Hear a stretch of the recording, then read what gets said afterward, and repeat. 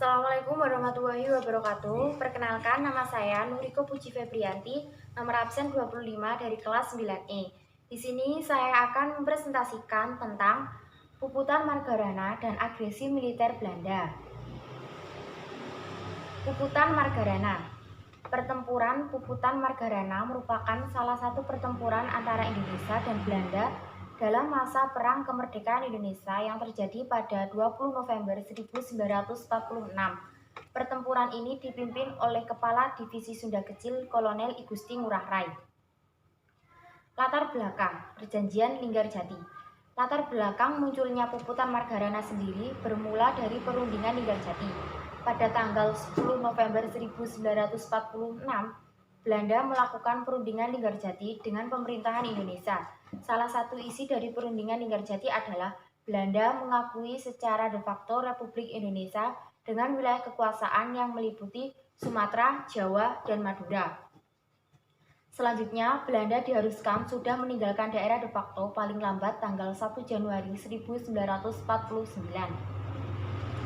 Pada tanggal 2 dan 3 Maret 1949, Belanda mendaratkan pasukannya kurang lebih 2.000 tentara di Bali yang diikuti oleh tokoh-tokoh memihak Belanda.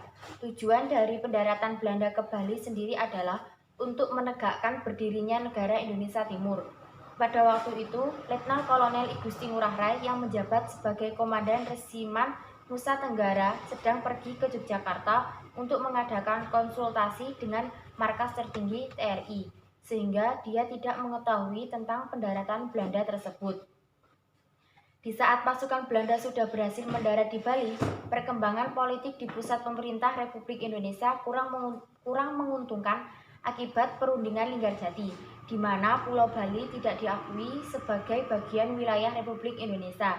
Pada umumnya, rakyat Bali sendiri merasa kecewa terhadap isi perundingan tersebut karena mereka merasa berhak masuk menjadi bagian dari Negara Kesatuan Republik Indonesia (NKRI).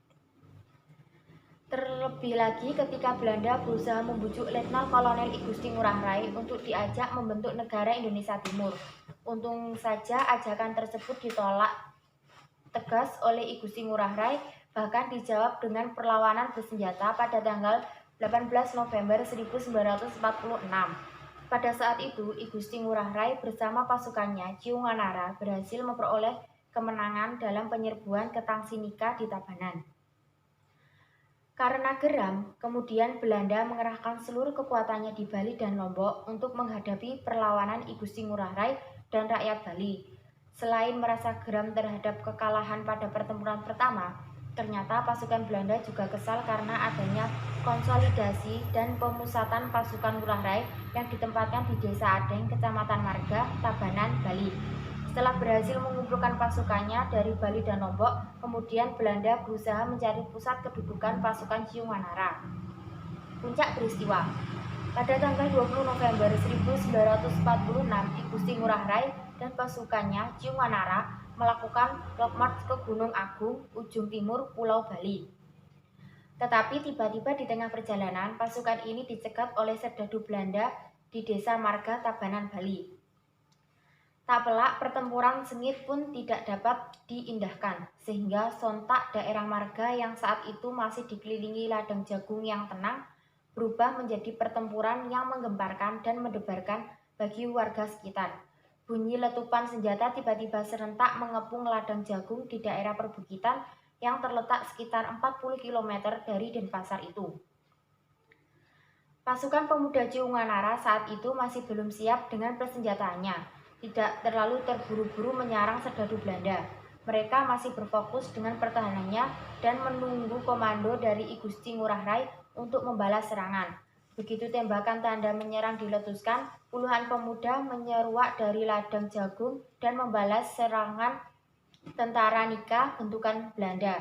Dengan senjata rampasan, akhirnya Ciunganara berhasil memukul mundur serdadu Belanda. Namun ternyata pertempuran belum usai. Kali ini serdadu Belanda juga sudah terpancing emosi, berubah menjadi semakin brutal. Kali ini bukan hanya letupan senjata yang terdengar, Namun, Nika menggempur pasukan muda I Gusti Ngurah Rai ini dengan bom dari pesawat udara. Hamparan sawah dan ladang jagung yang subur itu kini menjadi ladang pembantaian penuh asap dan darah. Perang sampai habis atau puputan inilah yang kemudian mengakhiri hidup I Gusti Ngurah Rai. Peristiwa inilah yang kemudian dicatat sebagai peristiwa puputan Margarana. Malam itu pada 20 November 1946 di Marga adalah sejarah penting tonggak perjuangan rakyat Indonesia melawan kolonial Belanda demi nusa dan bangsa. Yang selanjutnya, perlawanan terhadap agresi militer Belanda. Belanda selalu berusaha menguasai Indonesia dengan berbagai cara. Berbagai perundingan yang dilakukan seringkali dilanggar dengan berbagai alasan. Untuk menguasai seluruh wilayah Indonesia, Belanda melancarkan agresi militer sebanyak 2 kali. Agresi militer Belanda I. Agresi militer Belanda I direncanakan oleh Van Mook. Ia merencanakan negara-negara boneka dan ingin mengembalikan kekuasaan Belanda atas Indonesia.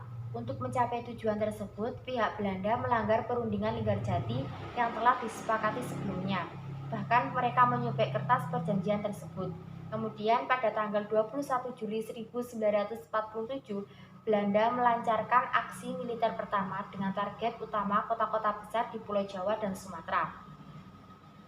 Pasukan TNI yang tidak pernah menyangka akan terjadinya agresi militer Belanda itu tidak siap untuk menghadang serangan yang datangnya secara tiba-tiba. Serangan tersebut mengakibatkan pasukan TNI tercerai-berai. Dalam keadaan seperti itu, pasukan TNI berusaha untuk menjalin koordinasi antara satuan dan membangun daerah pertahanan baru. Pasukan TNI melancarkan taktik gerilya untuk menghadapi pasukan Belanda. Dengan taktik gerilya, ruang gerak pasukan Belanda berhasil dibatasi. Gerakan pasukan Belanda hanya berada pada kota-kota besar dan jalan-jalan raya, sedangkan di luar kota kekuasaan berada di tangan pasukan TNI.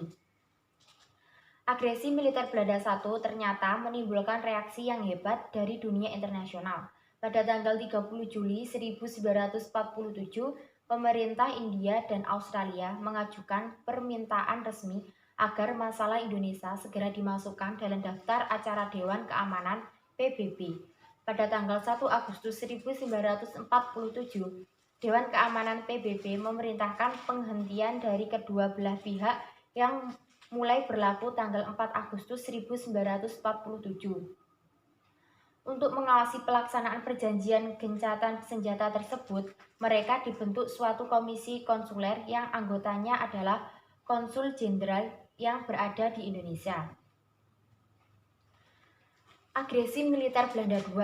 Agresi militer Belanda II dimulai ketika pihak Belanda yang tetap bersikukuh menguasai Indonesia, mencari dalih untuk dapat melanggar perjanjian yang telah disepakati. Bahkan pihak Belanda menuduh jika pihak Indonesia tidak menjalankan isi perundingan Renville. Oleh karena itu, pihak TNI dan pemerintah Indonesia sudah memperhitungkan bahwa sewaktu-waktu Belanda akan melakukan aksi militernya untuk menghancurkan republik dengan kekuasaan senjata.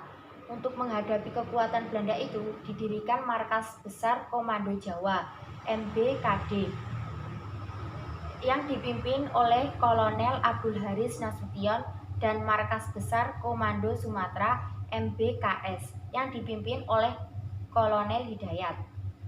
Persiapan untuk menyelenggarakan pemerintahan militer juga dilakukan. Dalam pemerintahan militer, kecamatan merupakan basis utama pertahanan dengan kekuatan utama tenaga rakyat yang ada di desa-desa. Pasukan TNI dan pejabat-pejabat pemerintah mempunyai tugas-tugas sebagai koordinator perlawanan di desa-desa. Tempat untuk pengungsian kepala negara dan tokoh-tokoh pemerintah telah disiapkan. Pada hakikatnya, Republik Indonesia telah siap menghadapi agresi militer Belanda II. Seperti yang telah diduga, Belanda benar-benar melakukan serangannya.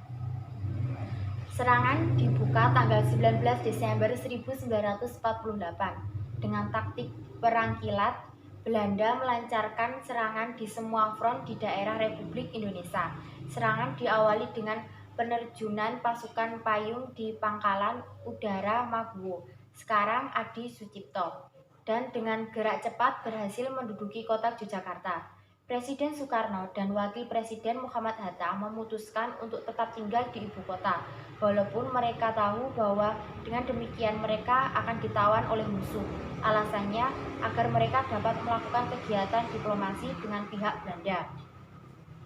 Di samping itu, Belanda tidak mungkin menjalankan serangan secara terus-menerus karena Presiden Panglima tertinggi Angkatan Perang Indonesia dan Wakil Presiden Menteri Pertahanan sudah berada di tangan mereka.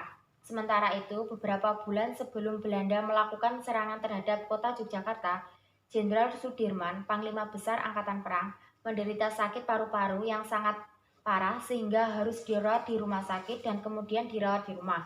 Ia berpesan jika Belanda menyerang kembali, maka ia akan memegang kembali pimpinan angkatan perang dan memimpin prajurit-prajuritnya melakukan perlawanan gerilya. Sekian yang dapat saya sampaikan. Mohon maaf apabila ada salah kata. Terima kasih. Wassalamualaikum warahmatullahi wabarakatuh.